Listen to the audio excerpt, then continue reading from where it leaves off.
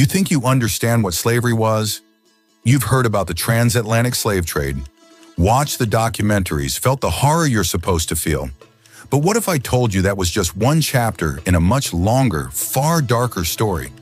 Imagine a slave trade that didn't last for centuries, but for over a millennium. One that didn't just steal people. It annihilated cultures, wiped ancient languages off the map, and reduced entire populations to data points in a brutal economic machine. This wasn't just oppression, it was civilizational erasure, calculated and relentless. Today, we're uncovering a historical horror so vast and buried that it rarely makes it into textbooks. Not because it's irrelevant, but because it's too explosive to teach. According to Ottoman archives dating from the 14th century, according to medieval Islamic legal texts from as early as the 7th century, what I'm about to share with you represents the most comprehensive system of human subjugation ever devised. We're talking about documented evidence from multiple empires spanning from the 7th century expansion of the Arab conquests all the way to the 20th century.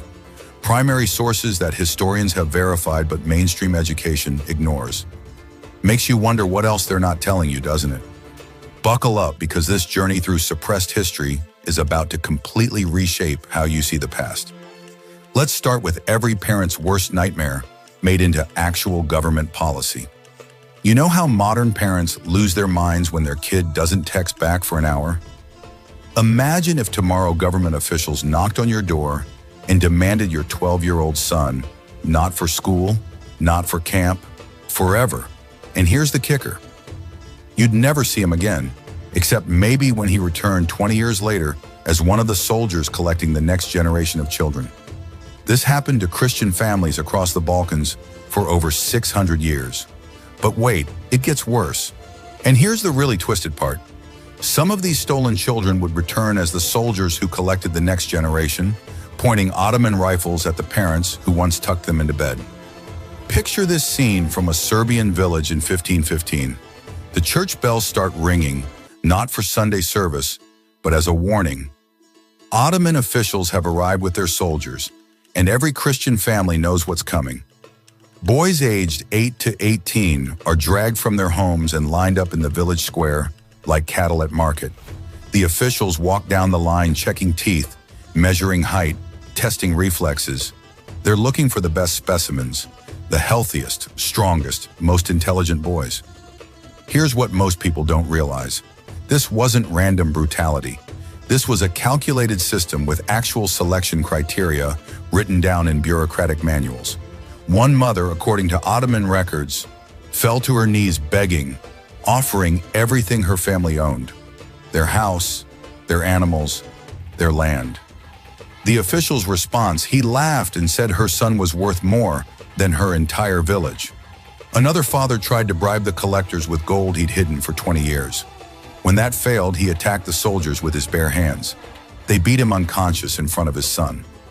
The boy, maybe 13 years old, watched his father's blood pool in the dirt, knowing he'd never see him again. The truly disturbing part, this scene repeated itself in thousands of villages across the Balkans, year after year, generation after generation. But here's where it gets absolutely insane. Let me tell you about Sakolu Mehmed Pasha, born Sokolovic to a Serbian Orthodox family, taken at age 10 from his village near Visegrad. His mother tried to give him a piece of bread for the journey, but the soldiers knocked it from her hands. Fast forward 40 years, and this stolen child has become the Grand Vizier of the Ottoman Empire, the second most powerful man in the known world. And what does he do with this power? He orders military campaigns against his own homeland. He literally commanded the armies that would raid Serbian villages, just like his own, stealing boys just like he had been stolen. The psychological complexity here is staggering. Imagine being so thoroughly reprogrammed that you'd wage war on your own people. Speaking of psychological complexity, Sakolu did build a bridge in his hometown, the famous bridge on the Drina. Some historians see this as a sign he remembered his origins, but the reality is darker. The bridge allowed Ottoman armies to more easily invade Serbian lands. Even his gift to his birthplace was a tool of conquest. Makes our modern identity crisis look pretty simple, doesn't it? The village of Guye Podinje tells an even more devastating story. In 1463, Ottoman collectors took every single boy between 8 and 18. Every single one. The demographic destruction was immediate and catastrophic. Without young men, the fields went unplowed. Without sons to inherit, family lines ended. The women and elderly tried to maintain the village, but it was mathematically impossible. Within one generation, just 25 years, the village was abandoned. Archaeological evidence shows sudden depopulation, houses left with possessions inside, tools abandoned in fields, churches that simply stopped being maintained, an entire community erased, not by plague or war, but by stealing its children. Ottoman records, which they kept meticulously because bureaucracy was apparently very important, even when stealing children, provide heartbreaking testimonies from parents. One father wrote, "They took my Marco when he had just learned to help with the harvest. His mother never spoke again. She lived 10 more years but never said another word." Another account describes a mother who went mad with grief. She would set a place at the table for her son every night for 30 years, talking to the empty chair as if he might walk through the door. The truly disturbing part is that these weren't considered tragedies by the collectors. They were considered normal operating procedures. Here's what most people don't realize about the selection process. Officials looked for specific qualities that would make good soldiers and administrators. Intelligence was prized. They'd test boys with puzzles and questions. Physical perfection was essential. Any defect meant rejection. They even checked family histories for hereditary diseases. This wasn't random cruelty. It was systematic scientific selection. They were breeding a warrior class from stolen children, and they'd perfected the process over centuries. The origins of this system date back to the 14th century, supposedly as a temporary measure during conquest. But like many government programs, temporary became permanent. Under Murad I, the Devsh was codified into law. The legal justification came from Islamic jurisprudence that allowed taking non-Muslim children as compensation for the protection the empire provided. Protection from what? From the empire itself. Apparently, the circular logic would be almost funny if it weren't so horrific. Historians estimate between 200,000 and 500,000 boys were taken through the Devsham system. Let that number sink in. 500,000 children stolen from their families. But the numbers only tell part of the story. Each stolen child represented a family destroyed, a community weakened, a culture under assault. The selection criteria grew more sophisticated over time. Boys needed to be unmarried, physically perfect, and preferably from rural areas. The conversion process was where the real psychological warfare began. First came isolation. Hers boys were immediately separated from anyone who spoke their language. Then came re-education, Islamic instruction, Turkish language immersion, military training. The old identity had to be completely erased. They were given new names, forbidden to speak their native languages, punished for showing any attachment to their past. But here's the genius of the system. They weren't just breaking these boys down, they were building them up into elite warriors and administrators. The Janissary Corps, created from these stolen children, became the most feared military unit in the world. Modern parents panic when their kids spend too much time on TikTok, worried about its influence. These parents watch their children get literally reprogrammed into weapons against their own people. Today we worry about college admissions and SAT scores. These parents were deliberately breaking their children's bones to make them unfit for selection. One common practice was to cut off a finger or toe. Better a maimed child at home than a perfect one stolen forever. Some parents would blind their sons in one eye, others would deliberately deafen them. The lengths parents went to save their children tell you everything about how horrific the Devsham was. But the Devsham system was just the beginning. Because while the Ottomans were perfecting child theft, other Islamic empires were turning human destruction into an actual industry. What happened to adult male slaves makes the Devsh look almost humane by comparison. Almost because when you're dealing with a practice that had a 90% mortality rate, humane isn't really in the vocabulary. If you thought stealing children was the worst of it, let me introduce you to a mathematical equation that would make genocide look inefficient. We're about to dive into something so disturbing that most historians won't even touch it. 90% mortality rate. Let that percentage roll around in your head for a second. That's not a battle statistic from some ancient war.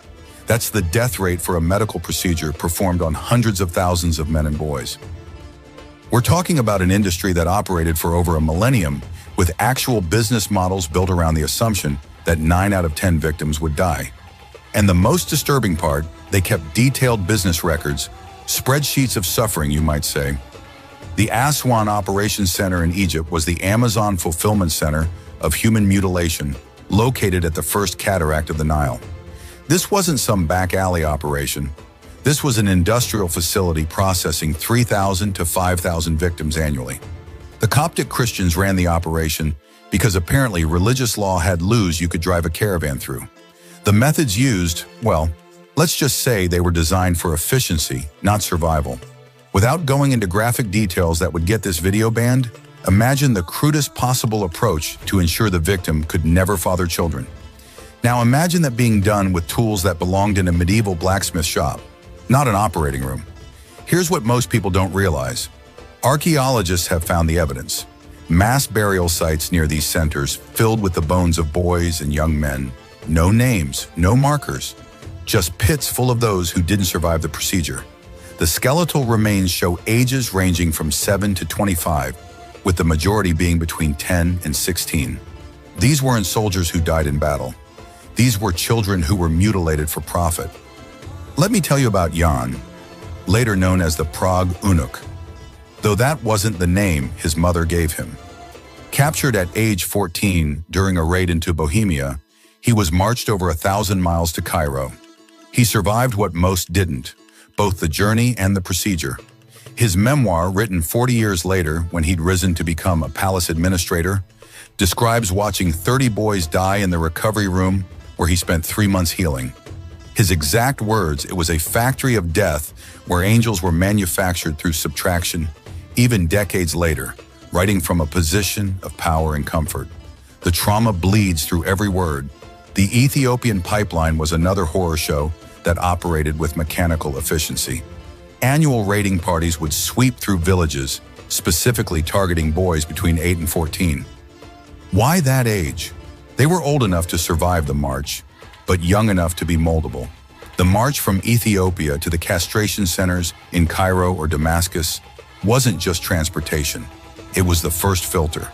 If you couldn't survive walking across the desert in chains, you definitely wouldn't survive what came next. Pre-castration mortality rate 30 to 40%. That's before the actual procedure. But wait, it gets worse. Of those who made it to the castration centers, 90% died during or immediately after the procedure. So let's do the disgusting math here. Start with 1,000 captured boys, 300 to 400 die on the march. Of the 600 to 700 who reach the center, only 60 to 70 survive the procedure. Total survival rate 6 to 7%. In modern terms, that's a 93 to 94% mortality rate from capture to recovery. Makes even the worst medical malpractice cases today look like stunning successes. The economic records from Damascus are the kind of historical documents that make you question humanity. Actual price lists like some kind of ancient eBay for human misery. An intact slave boy, Sinci de Dinari. The same boy after successful castration, 150 to 200 dinars. The math is simple and horrifying. Despite the 90% death rate, the profit margins made it worthwhile. They actually had insurance policies on slave caravans with different rates depending on whether the slaves were intact or castrated. The insurance documents list inventory loss as a standard business expense. One Damascus merchant's ledger from 1298 reads like a profit and loss statement from hell.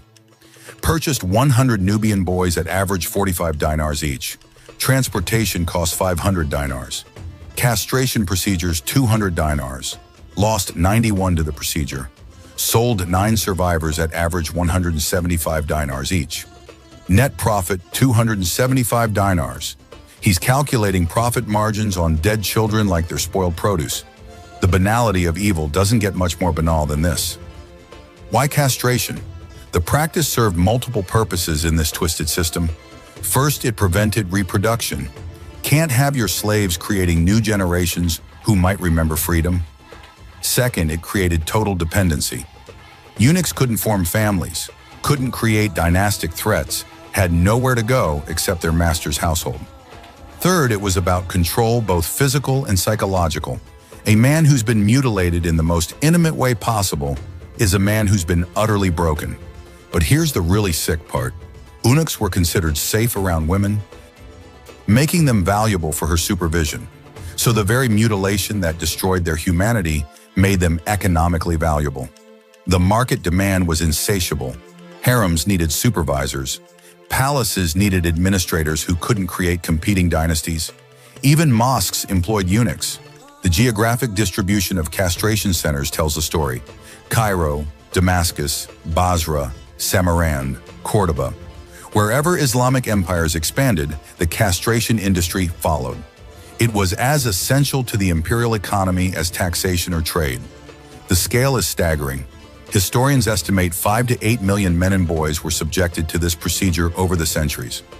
At a 90% mortality rate, we're talking about 4.5 to 7.2 million deaths. That's a Holocaust-level death toll spread over a millennium, completely memory hold from history. The medical knowledge existed to make the procedure safer. Byzantine and Persian physicians had developed techniques with much higher survival rates. But here's the truly disturbing part. The crude methods were often deliberate.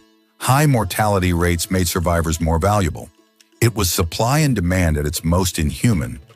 Some historians argue the operators could have achieved 50 to 60% survival rates with minimal changes. They chose not to. Dead boys were a business expense. Living eunuchs were a premium product. The religious loopholes that allowed this are a masterclass in hypocrisy. Islamic law technically forbade castration. Solution: have Christians and Jews perform the procedures. Islamic law forbade enslaving Muslims. Solution: castrate them first, then convert them. The legal gymnastics required to justify this industry would be almost impressive if they weren't so horrifying. Medieval Islamic jurists wrote entire treatises on why this was technically acceptable. Reading them is like reading corporate lawyers justify dumping toxic waste, except the toxic waste was human lives. We debate medical ethics today over informed consent and patient autonomy. These operations had a 90% death rate, and that was considered an acceptable business loss. Modern surgery has 99.9% survival rates for even complex procedures. And we still call 1 death in 1,000 a tragedy. These people viewed 9 deaths in 10 as the cost of doing business. Makes you appreciate that boring medical consent form a little more, doesn't it? But why did they need so many eunuchs? That brings us to the slave trade that dwarfed the Atlantic crossing by 1,000 years. Because while European slavery was primarily about agricultural labor, this system had much darker purposes. The numbers alone will stun you, but the reasons behind those numbers. That's where this historical nightmare reaches depths you didn't know existed. History classes teach you about 400 years of Atlantic slavery. They show you the Triangle Trade, the Middle Passage, the plantations. What they conveniently forget to mention is the slave trade that lasted 1,400 years. Not 400, 1,400. From the 7th century to the 20th. While your ancestors were still figuring out agriculture, this trade was already centuries old. When it finally ended, humans had walked on the moon. 11 to 17 million Africans enslaved. Not transported, enslaved. Because unlike the Atlantic trade, where descendants of slaves built new cultures and communities, most victims of this trade never survived long enough to have descendants. This isn't ancient history. It officially ended in 1962. Yes, 1962, the same year the Beatles released Love Me Do. Slaves were still being sold in Saudi Arabia. And unlike what you learned in school, this wasn't about labor.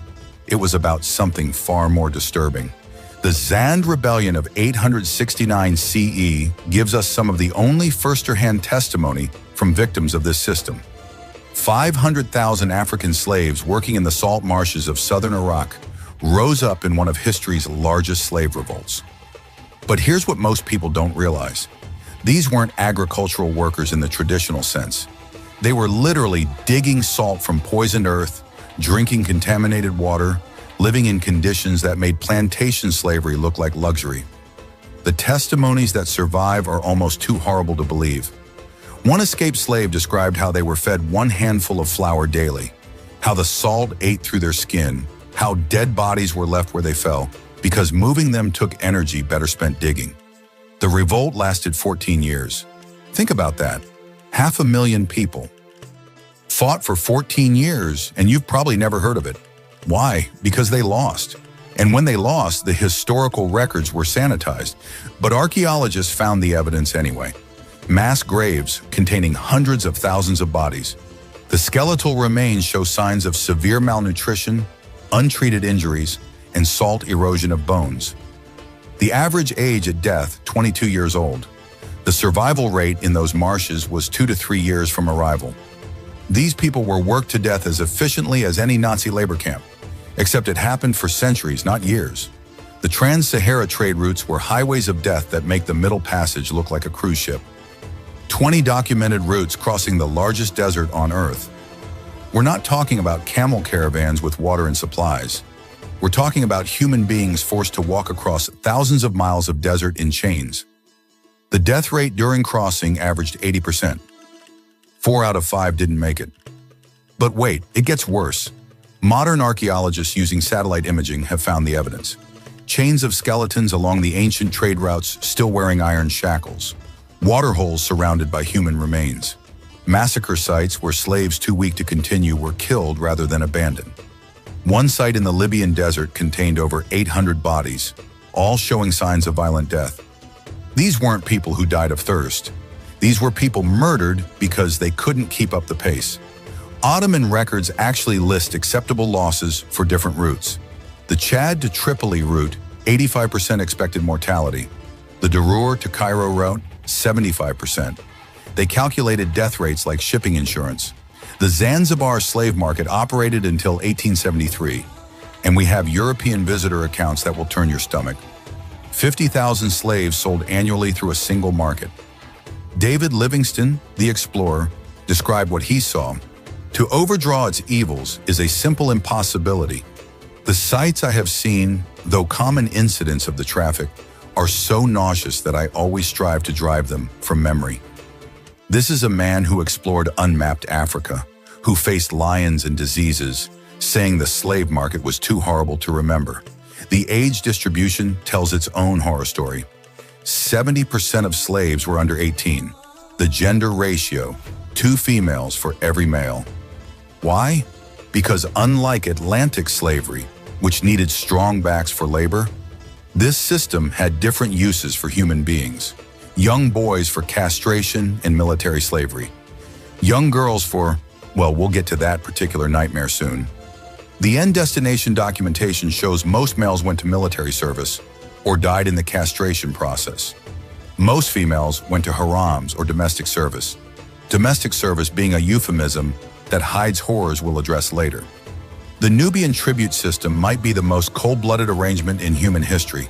For 600 years, Nubian Christian kingdoms paid an annual tribute of 400 slaves to Muslim Egypt. 400 humans every year for 6 centuries. That's 240,000 people turned over as human taxation. The selection process in villages was mechanically cruel. Officials would arrive, select the required number from the population, and leave. Families torn apart, communities destroyed, all as regular as harvest season. Imagine your town having to provide 400 young people every year to avoid invasion. How long before your civilization collapses? Archaeological evidence shows exactly how long Nubian Christian civilization, which had thrived for 1,000 years, was extinct by the 15th century. Not conquered, not converted, extinct.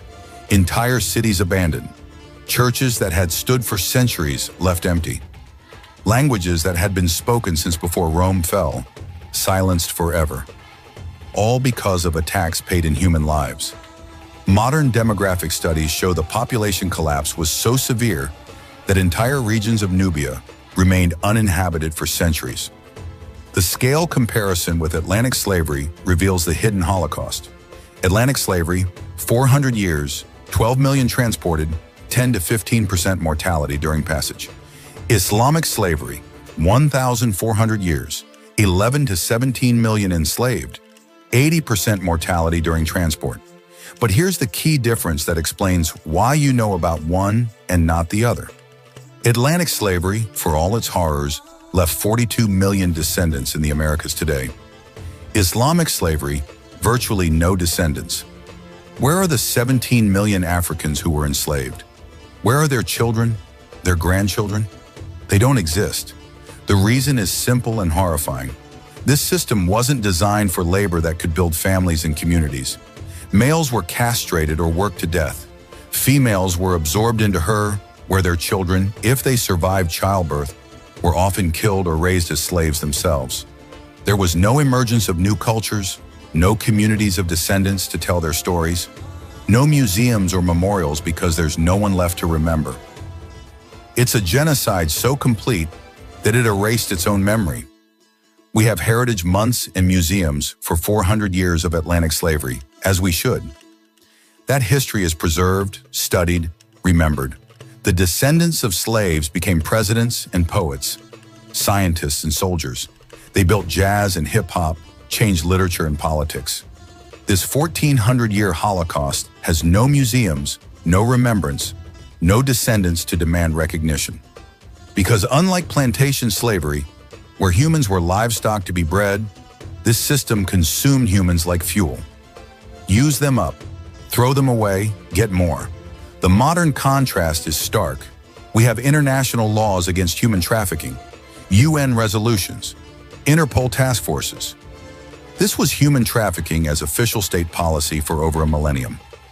Actual government departments managing the slave trade, tax revenues calculated on human sales, military campaigns specifically designed to capture slaves. The bureaucracy of bondage was as organized as any modern government department. They had quality standards, transportation regulations, market inspections. The paperwork survives in archives from Istanbul to Cairo, forms for slave purchases, receipts for human beings. The banality of evil filed in triplicate. But human trafficking was just one tool in the toolkit of cultural annihilation. The real genius, if you can call systematic evil genius, was in the economic warfare that made resistance mathematically impossible. Because why waste energy conquering people when you can make them destroy themselves? The Giza and Karag tax system was a masterpiece of calculated cruelty that would make modern economic hitmen look like amateurs. Forget military conquest. Forget dramatic battles and heroic last stands. The real weapon was mathematics, a formula that guaranteed poverty so crushing that survival itself became submission. The Giza and Karag taxes weren't about revenue. Think about that for a second. These weren't taxes designed to fund the government. They were precision instruments of cultural destruction calculated to break people without firing a shot. 50 to 80% of everything you grew every year for centuries. Not 50% of your profit, 50 to 80% of your total harvest. Imagine working all year, knowing most of your harvest would be seized, and you still had to pay additional tax while being physically humiliated. Modern tax protesters complaining about 30% rates would literally die under this system, and that was the point. Let's look at the Egyptian Coptic farm records from 950 CE, because nothing illustrates systematic oppression quite like actual accounting documents. A typical Coptic Christian farming family harvest of 100 units of grain. Karag taxed 70 units taken by tax collectors. That leaves 30 units for a family of 8 to survive an entire year. But wait, it gets worse. Those 30 units, they also need to save seed for next year's planting. So really, they have maybe 20 units of food for 8 people for 12 months. The children's deaths from malnutrition were documented by the tax collectors themselves. Not out of compassion, but because dead children meant fewer future taxpayers. One tax register notes, 3 children of Bros, the farmer, died this winter. Expected tax revenue reduced by future projections. They're calculating the fiscal impact of starved children like a spreadsheet error. The truly disturbing part, this family was considered lucky. They only lost 3 children. Their neighbors lost 5. The eldest son of this family, facing the mathematical certainty of watching his younger siblings starve, made the only rational choice available. He converted to Islam. Immediately, the family's tax burden dropped from 70% to 25%. The harvest that couldn't feed 8 people suddenly became survivable. His conversions saved his siblings' lives. But here's the really twisted part. He could no longer inherit the family land. Under Islamic law, he couldn't inherit from his Christian parents. So he saved his siblings by ensuring the family farm would be sold to Muslims when his parents died. Survival today, extinction tomorrow. The mathematics of cultural genocide. The Damascus Jesus ceremony was psychological warfare perfected over centuries. Every year, Christian and Jewish men had to pay the religious tax in a public ceremony designed for maximum humiliation. You didn't just pay, you performed your own degradation. The taxpayer would approach on his knees. The tax collector would strike him on the neck while declaring him subjugated. The blow was symbolic, but the message was clear. You exist at our pleasure. Some men would practice being struck beforehand so they wouldn't cry out in front of their children. Imagine the conversation. Don't worry, son. When you're older, you'll get hit too. One Damascus Christian wrote in his diary, "Today I paid the jizya for the 23rd time. My son watched for the first time. I saw in his eyes the moment he decided to convert. I cannot blame him." This wasn't just about money. It was about breaking spirits in front of the next generation, making fathers look weak in front of their sons, making men perform their own humiliation while their families watched the psychological damage passed down through generations like he inherited disease. The Armenian village of Kebed provides a case study in mathematical extermination. In 1562, the regional governor increased taxes to 90% of production. Not a typo, 90%. The village leaders protested, pointing out the obvious. This was a death sentence. The governor's response, then die or convert. When the village attempted resistance, gathering weapons and blocking tax collectors, the response was swift and brutal. Ottoman records list the punishment: every 10th man executed, taxes increased to 95% for 5 years, all weapons confiscated, and children taken for devshirm as punishment. The population records tell the rest of the story. 1,565 inhabitants. 1,550 inhabitants, and 90% population reduction in 5 years. Where did they go? Some converted and moved to Muslim districts. Some fled to the mountains to live as bandits. Most died. The cemetery records show the progression. First the elderly, then the children, then women, finally the men. Starvation follows a predictable pattern. The Ottoman tax records note the village was no longer productive by 1566. They'd extracted every bit of value, then moved on to the next village. Rinse and repeat across the empire. The Andalusian Jewish community's destruction shows how the economic weapon evolved over time. From 711 to 1066 CE, we can track the progressive tax increases through their own financial records. Year 1, 35% tax rate, sustainable if difficult. Year 50, 45% rate plus restrictions on business ownership, challenging but survivable. Year 100, 55% rate, banned from most profitable trades, families starting to convert. Year 200, 70% rate, property confiscations beginning, mass conversions. Year 300, 85% rate, cannot own land, restricted to specific neighborhoods, community in collapse. Year 355, massacre of remaining population, survivors expelled. The truly insidious part, this took centuries. No single generation faced the full transformation from prosperous community to extinct civilization. Each generation faced just slightly worse conditions than their parents. The proverbial frog in slowly boiling water, except the frog was entire civilizations, and the water was economic strangulation. The mathematical impossibility of advancement was built into the system. Let's say you're a Christian craftsman, you make beautiful pottery. Under the tax system, you pay 60% of your income in various taxes. Your Muslim competitor pays 10%. You need to charge higher prices just to survive. Customers buy from him instead. You can't save money to expand. You can't invest in better tools. You can't hire apprentices. Your son watches you work twice as hard for half the reward. What lesson does he learn? The only way to succeed is to abandon your faith. The tax system wasn't collecting revenue. It was purchasing conversions. Inheritance laws added another layer to the extinction formula. A Christian's wealth was taxed at death. If his son converted to Islam, the son couldn't inherit. If he didn't convert, the inheritance taxes often consumed the entire state. Either way, generational wealth accumulation was impossible. Muslim families could build wealth over centuries. Christian and Jewish families reset to zero every generation. It's compound interest in reverse. Instead of wealth growing exponentially, it disappeared exponentially. Additional taxes piled on like weights designed to break backs. Military exemption tax. Pay extra for the privilege of not serving in armies that would attack your own people. Road use tax. Pay to travel between towns. Market tax. Pay extra to sell your goods. Church repair tax. Pay for permission to fix your own place of worship.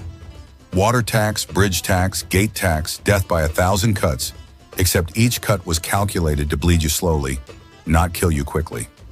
Dead people don't pay taxes. Desperate people do anything to survive. We complain about 20 to 30% income tax rates today.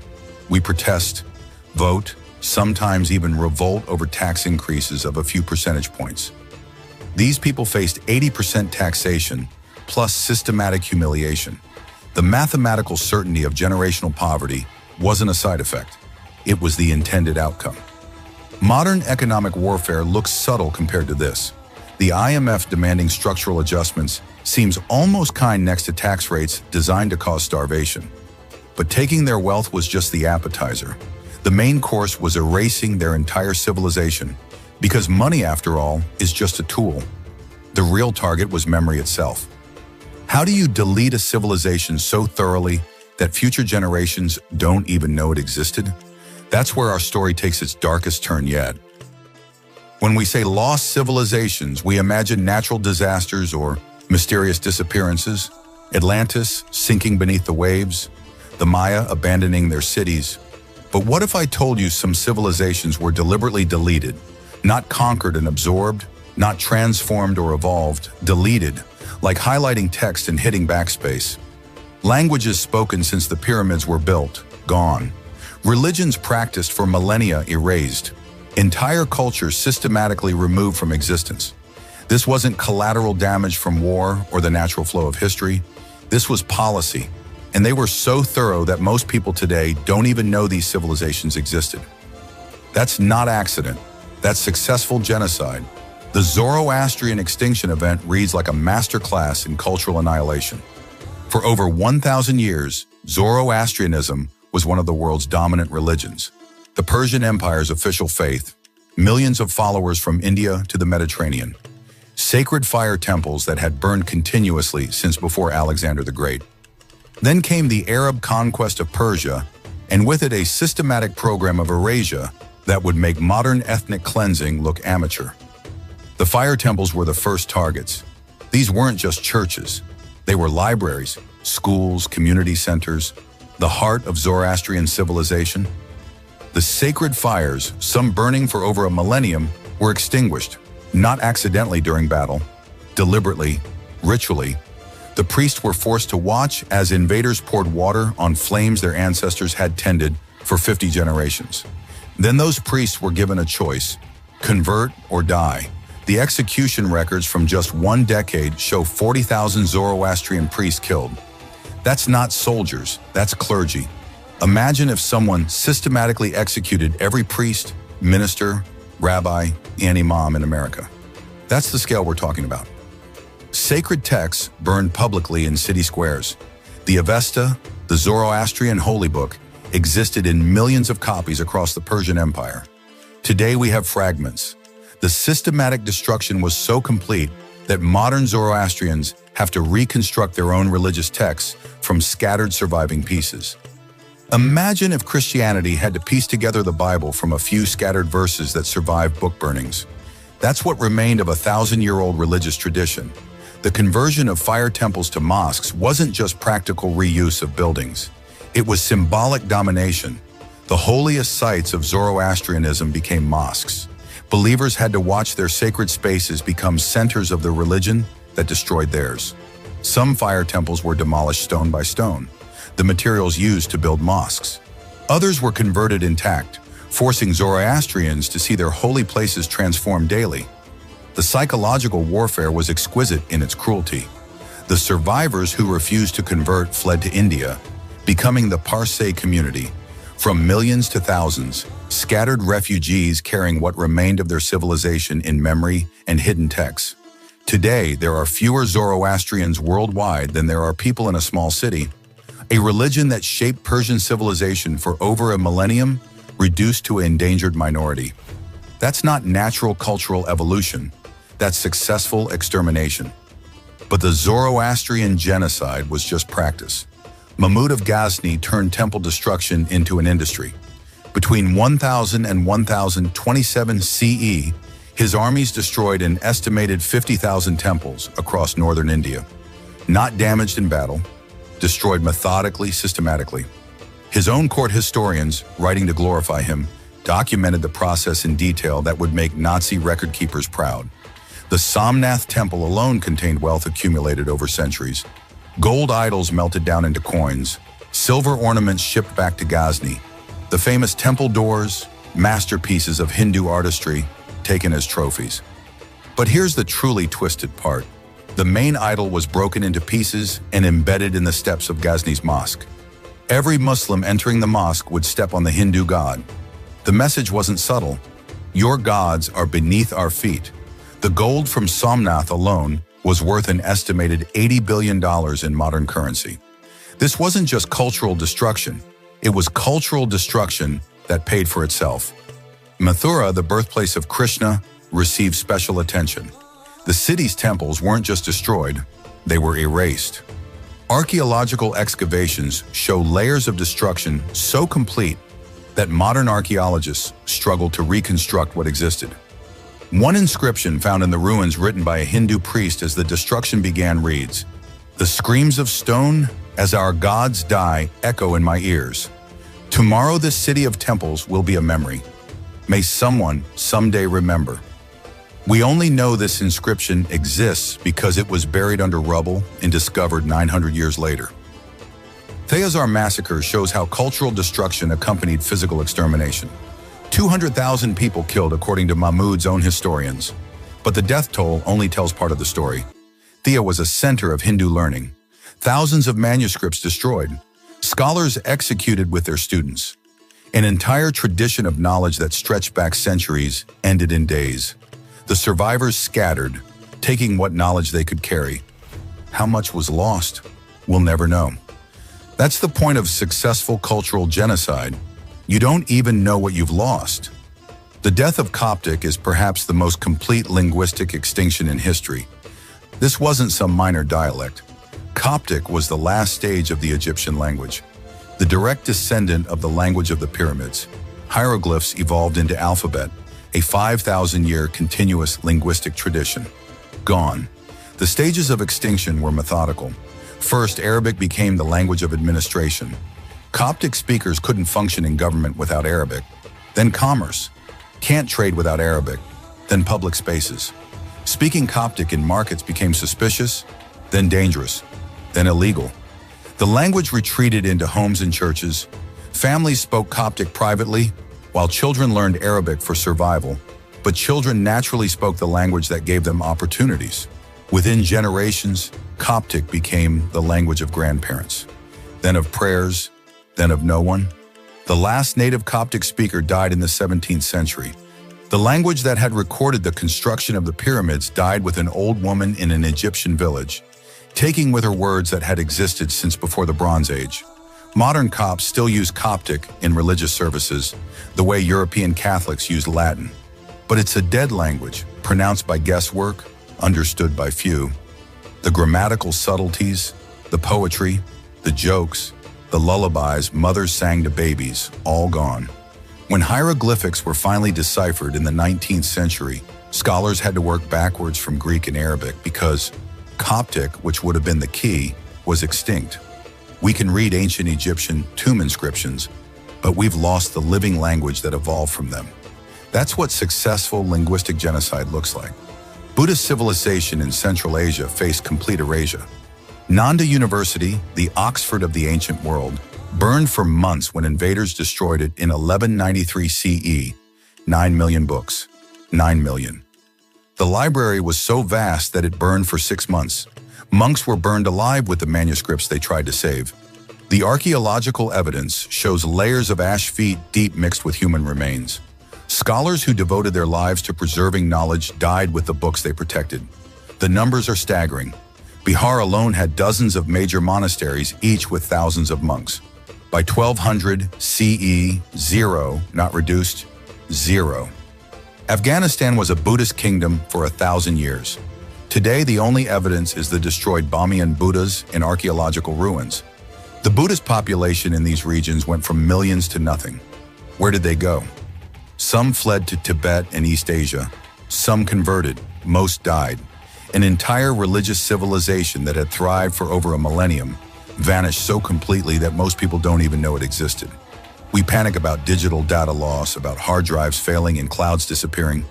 These civilizations lost everything: language, religion, history, art, literature, philosophy, science. Imagine if English vanished tomorrow, not just as a spoken language, but all books in English burned, all records destroyed, the alphabet itself forbidden. Imagine if Christianity, Judaism, and secular Western culture was systematically erased, churches and synagogues demolished or converted, the Bible and Torah burned, priests and rabbis executed. Imagine if every university was destroyed, every library burned, every scholar killed. That's not imagination for millions of people. That's history. But they saved the worst systematic abuse for the most vulnerable population of all.